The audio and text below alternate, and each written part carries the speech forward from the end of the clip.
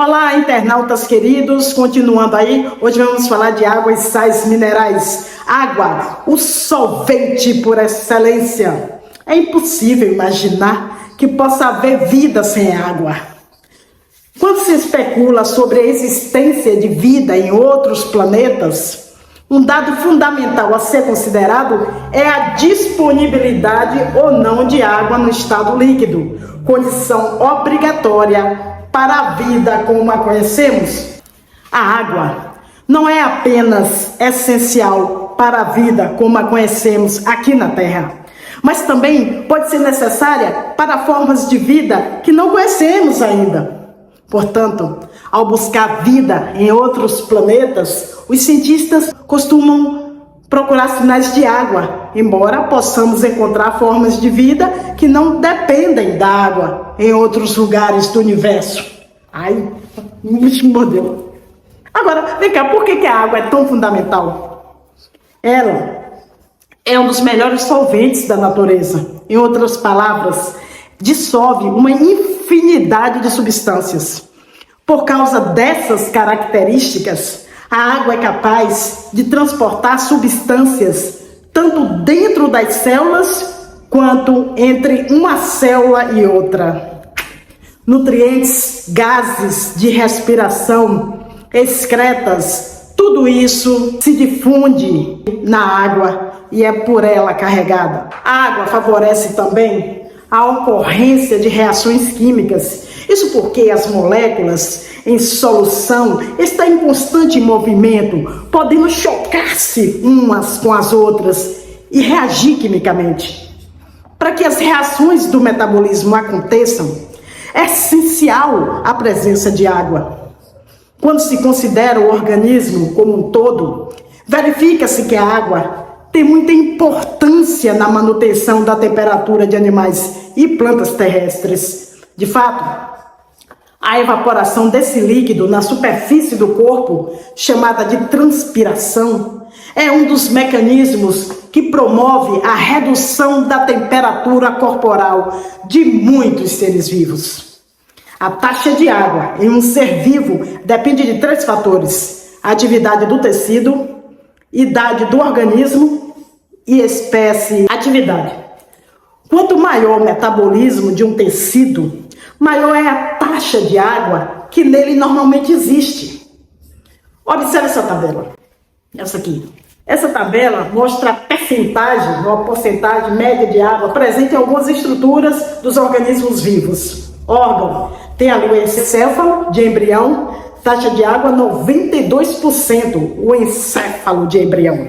O fígado, 86% é água. O cérebro de adulto, 75% é água. Músculos, 75% é água. Rins, 60% é água. Ossos, 48% é água. Dentina, 12% é água. A idade. A taxa de água normalmente decresce com a idade. Um feto humano tem 94% de água. Um recém-nascido tem 75% a 78% de água. Espécie. No ser humano, a água representa 63% da massa do corpo. Certos fungos têm ao redor de 83%. As medusas. Aqui as medusas. Olha que lindas medusas. Águas vivas, como também é conhecida. 98%, cara, é água. É muita água. As estruturas vivas mais pobres em água, isto é, mais desidratadas, são as sementes e os esporos de vegetais, que têm entre 10% e 20% de água. No entanto, que fique bem claro, elas ficam em estado de vida latente, somente voltando à atividade quando a disponibilidade hídrica aumenta. Interessante, muito interessante. Sais minerais, funções diversificadas. Os sais minerais são encontrados tanto em seres vivos como na matéria não viva. Eles têm funções variadas e serão estudados em nosso curso em diversas oportunidades. A tabela aqui, essa tabela que eu vou falar mais tarde, que você não precisa memorizar, pelo amor de Deus, apresenta alguns papéis que essas substâncias desempenham. Os sais existem nos seres vivos sob duas formas básicas: dissolvidos em água e imobilizados, como componentes dos esqueletos. E ainda eu vou acrescentar uma coisa interessante: o papel dos sais minerais como cofatores enzimáticos. Alguns minerais, como magnésio, zinco e cobre, atuam como cofatores que ajudam as enzimas a realizar suas funções. As enzimas são proteínas que catalisam reações bioquímicas no corpo, e muitas delas precisam de minerais específicos para funcionar corretamente. Além disso, vale ressaltar que o equilíbrio de sais minerais no corpo é vital.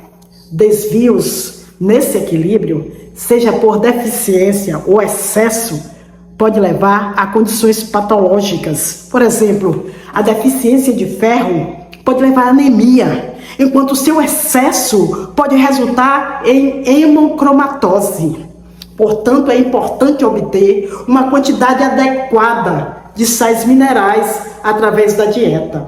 E como eu falei, os sais existem nos seres vivos sob duas formas básicas: dissolvidos em água e imobilizados, onde? Como componentes dos esqueletos.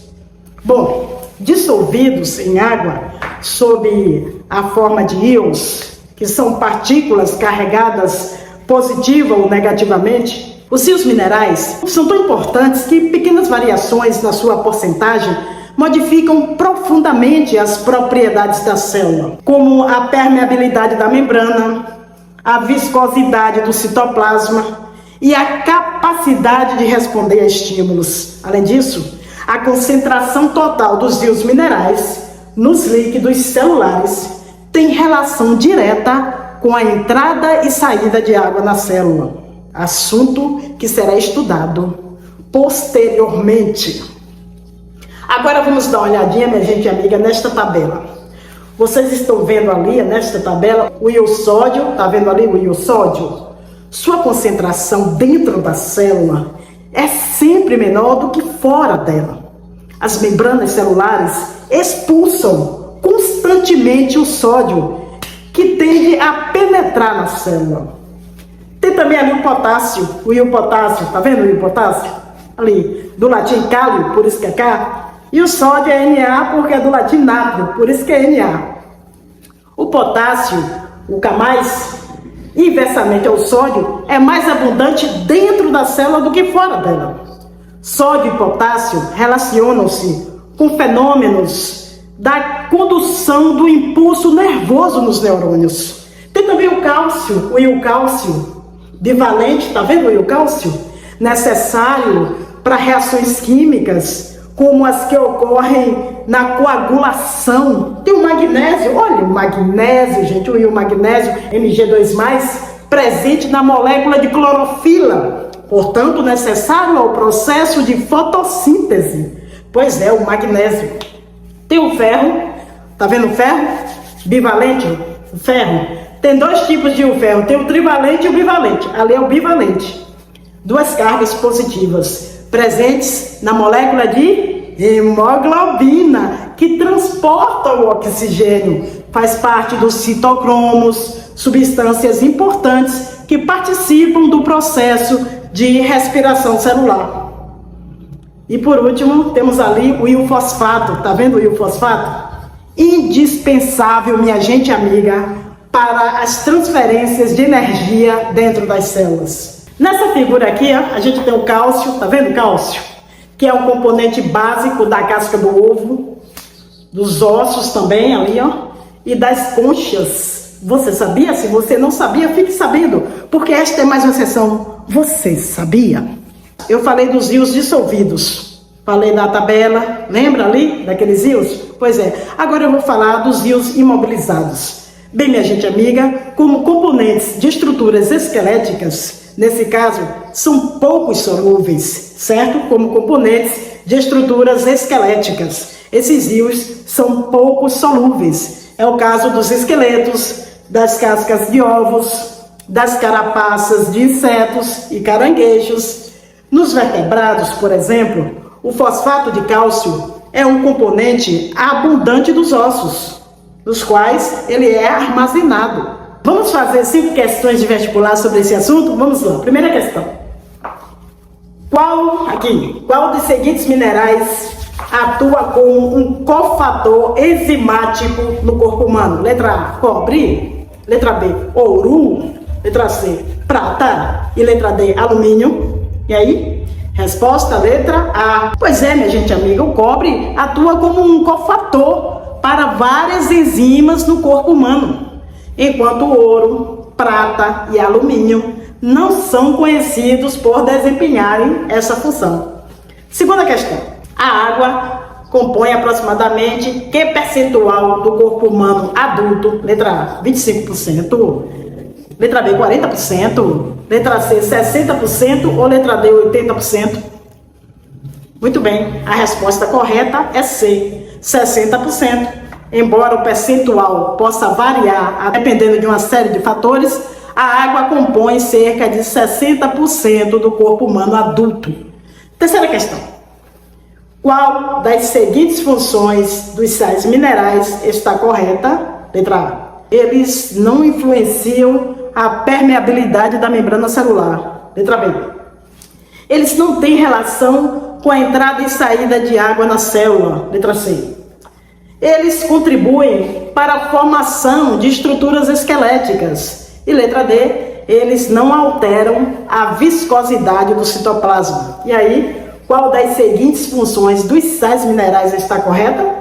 Muito bem, a resposta correta é a letra C, C de cachorrinho. Pois é, eles contribuem para a formação de estruturas esqueléticas. Os sais minerais desempenham um papel crucial na formação de ossos e outras estruturas esqueléticas nos organismos.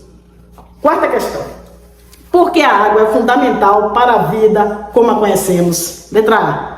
Ela atua como um bom solvente, possibilitando o transporte de substâncias e facilitando as reações químicas. Letra B. Ela é apenas necessária para manter a umidade do corpo. Letra C. Ela não é necessária, é apenas um produto residual do metabolismo. Letra D. Ela apenas fornece um ambiente para os seres vivos se moverem. E aí, minha gente amiga, qual é a resposta correta?